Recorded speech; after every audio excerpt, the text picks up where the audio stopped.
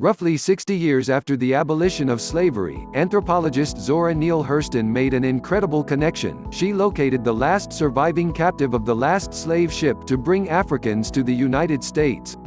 Hurston, a known figure of the Harlem Renaissance who would later write the novel Their Eyes Were Watching God, conducted interviews with the survivor but struggled to publish them as a book in the early 1930s.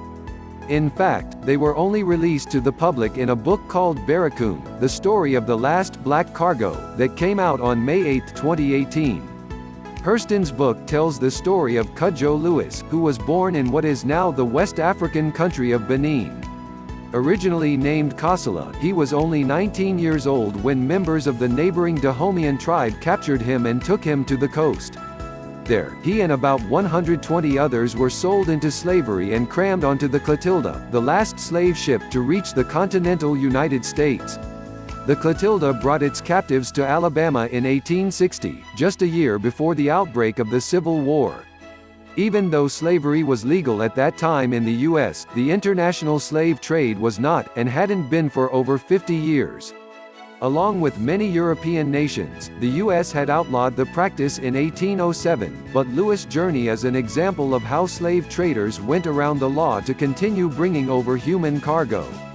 To avoid detection, Lewis' captors snuck him and the other survivors into Alabama at night and made them hide in a swamp for several days.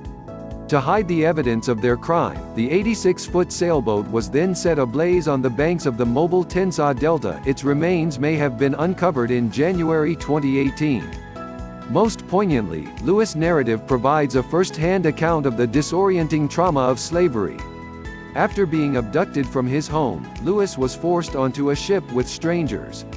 The abductees spent several months together during the treacherous passage to the United States, but were then separated in Alabama to go to different plantations. "We very sorry to be parted from one another," Lewis told Hurston. "We 70 days crossed the water from de Africa soil, and now they part us from one another. Therefore we cry. Our grief so heavy look like we can't stand it. I think maybe I die in my sleep when I dream about my mama." Lewis also describes what it was like to arrive on a plantation where no one spoke his language, and could explain to him where he was or what was going on. "We don't know why we be bring way from our country to work like this," he told Hurston. "Everybody looky at us strange. We want to talk with the other colored folkses but they don't know what we say." As for the Civil War, Lewis said he wasn't aware of it when it first started. But part-way through, he began to hear that the North had started a war to free enslaved people like him.